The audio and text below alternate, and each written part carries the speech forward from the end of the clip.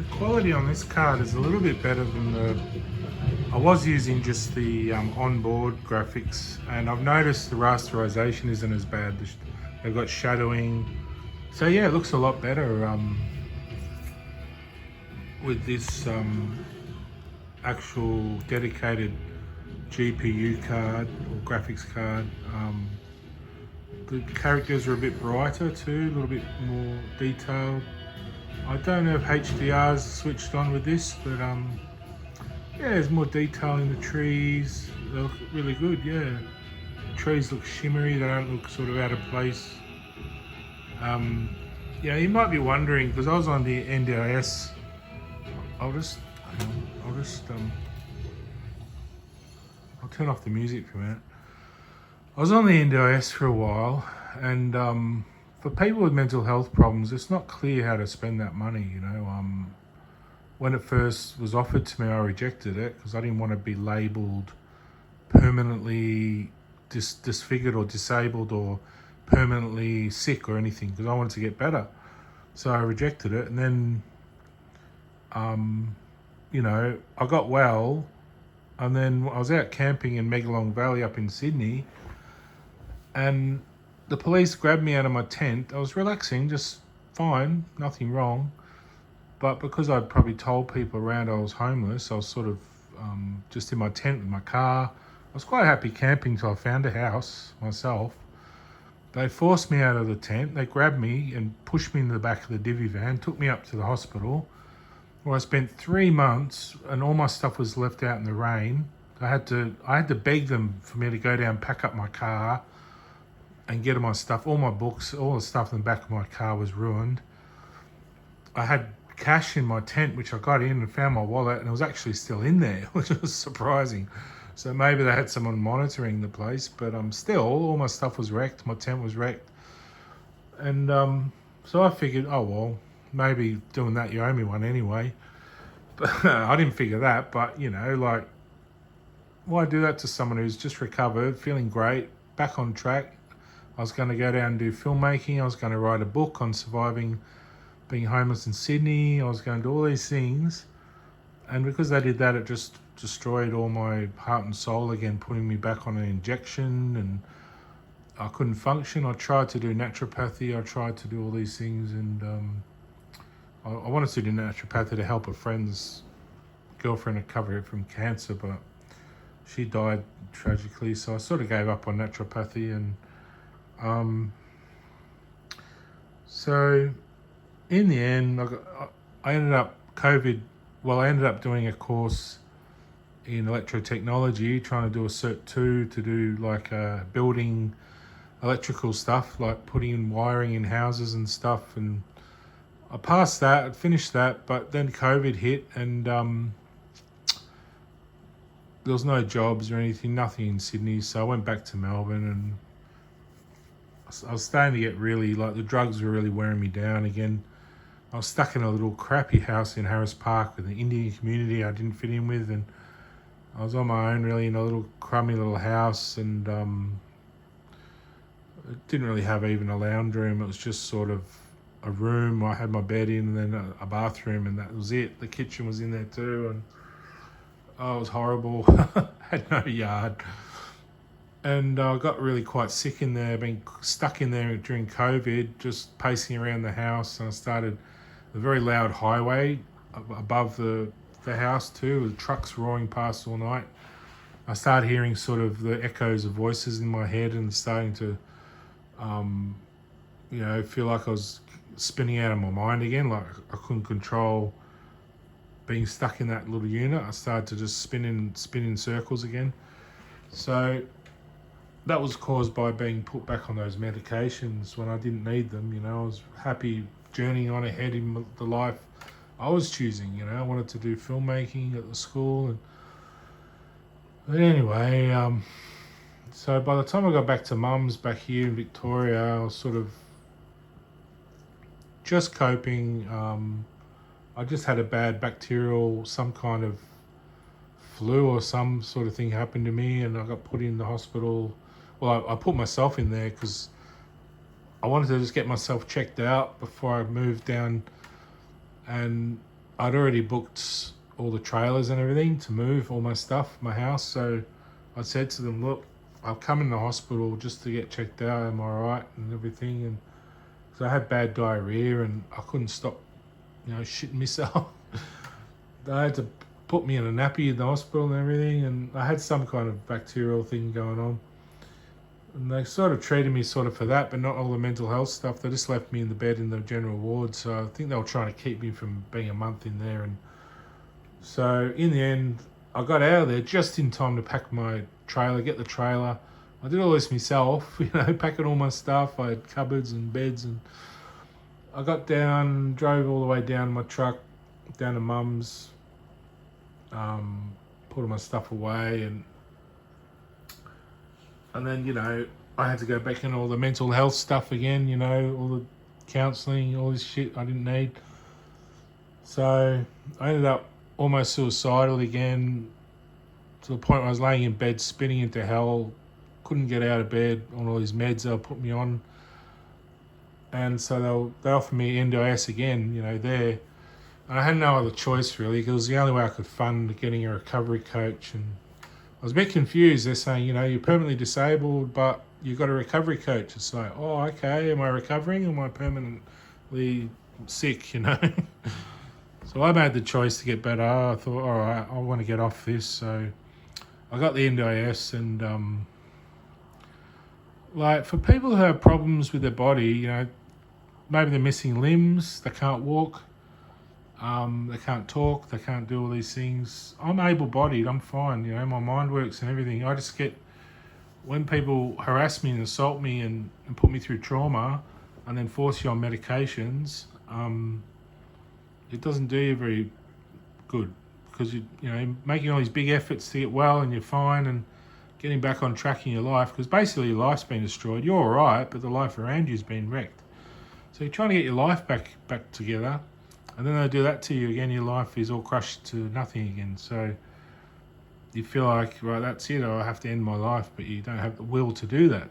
You have too much life force wanting to live, because you had a good life as a child and you love your family and all this. So being put on ndis, people might think,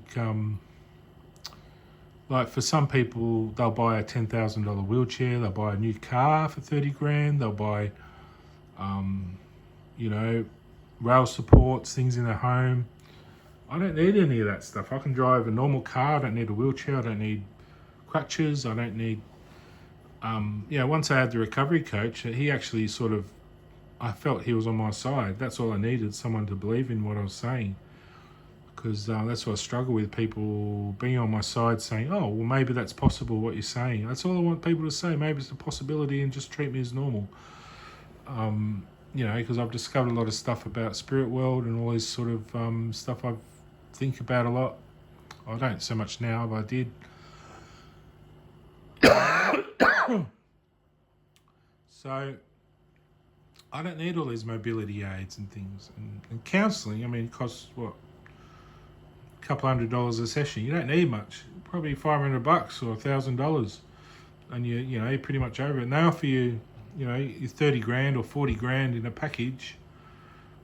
And I was under the impression I had to spend it, otherwise I'd lose it or something. So for me, my disability, my problem was loss of interest in life. I wanted to die. I had nothing to look forward to. I had no leads anywhere. I had no connections with anyone. So I started out spending my NDS on travel to get to Skitsy Inc., which was or Sidus, which was run by Skitsy Inc. It was an art group art and residence group at the Abbotsford Convent. So I was spending money on petrol, parking, that kind of thing to get to there and home again, and materials like art books and whatever. And then I sort of thought, I'd love to go back to the footy. So I got a membership with my ndis to the football.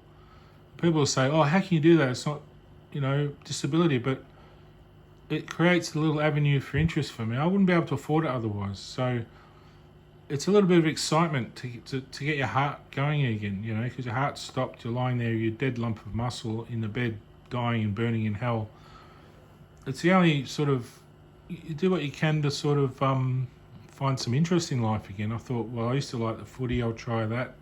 I went to a few games and I thought, I'll buy a membership so I can see the grand final, because you couldn't get one otherwise. I really wanted to see that grand final, like I thought this year's going to be Collingwood. And I picked the right year, it was the right year. Collingwood won.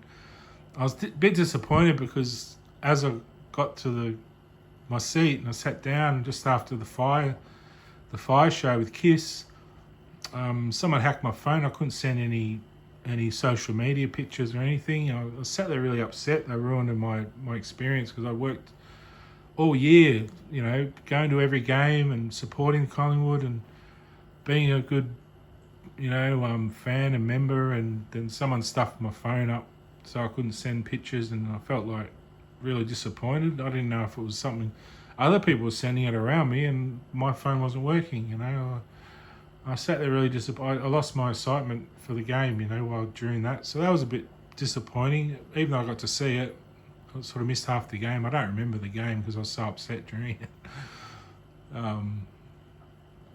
But we won anyway, so that was good. I got to see it. And so that was one little thing that I did for myself with the ndis to get a bit of interest, and people say, oh, how can you spend? It's not disability. It's like, yeah, that was my disability. I lost interest in life. I had to find some things. Another thing I did was I bought a solar panel for camping, because I couldn't really go camping. I had no reason to or anything. The solar panel just gave me a little bit of interest to buy a little fridge, one of those portable little fridges, and a battery for my car. I had all that paid with ndis to sort of, I couldn't afford it otherwise, didn't have the money. So I put that in my car to go camping. I went camping a few times, I took Trigger, my dog, and I had a good time, and as much as I could at the time. Or I go down the beach. I spent some money on a fishing mentor, this young girl, who would take me out to teach me how to fish properly, and we caught a couple of fish. That was good, a little redfin, and I nearly caught another one, and that was acceptable, because that was her business and I paid her, and it was through Mabel. But I don't see the difference, that's creating a bit of interest. Buying a solar panel, it's about the same cost. It's quite expensive really to hire someone for the day and go out, and I got to pay for her petrol. And so, there's a few, that's what I was working on, my interests, and trying to want to live again, because I just wanted to die,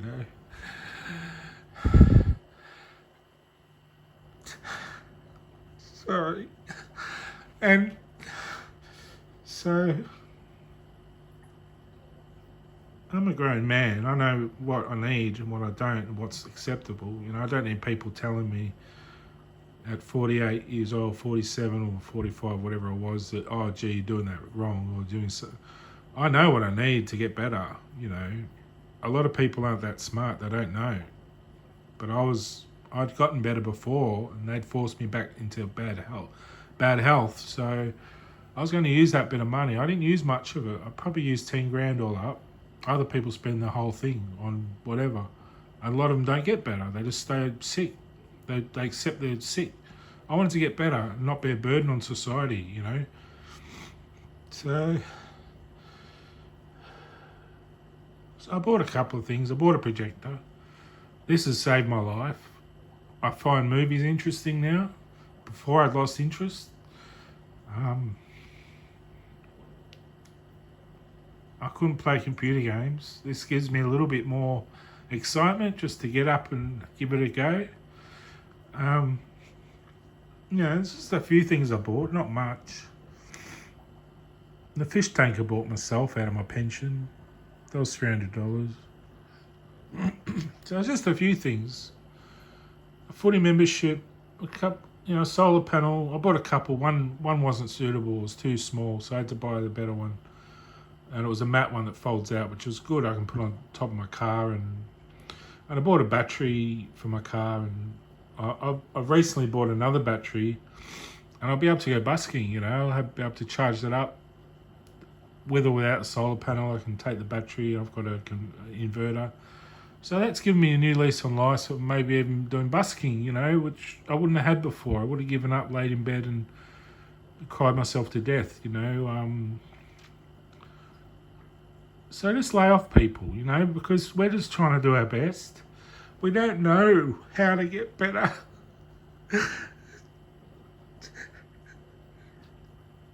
The doctors tell you you're just going to be sick the rest of your life. There's people like me that help other people get better. So don't rubbish us, you know, for buying a couple of fucking things, which shouldn't be that cost anyway. That projector should be $50, you know, for what it is. It's just a lamp. And the rest of it doesn't even work, you know. I didn't spend on computer parts or anything like that. I just wanted something to just boost my interest in life again, just to get out of the door and do something, you know. And now I'm studying electronics, RMIT.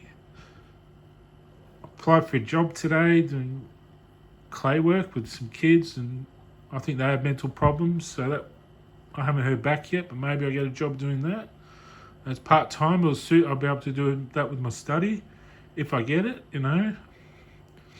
I'd love to help some kids who are struggling, be a good example, you know.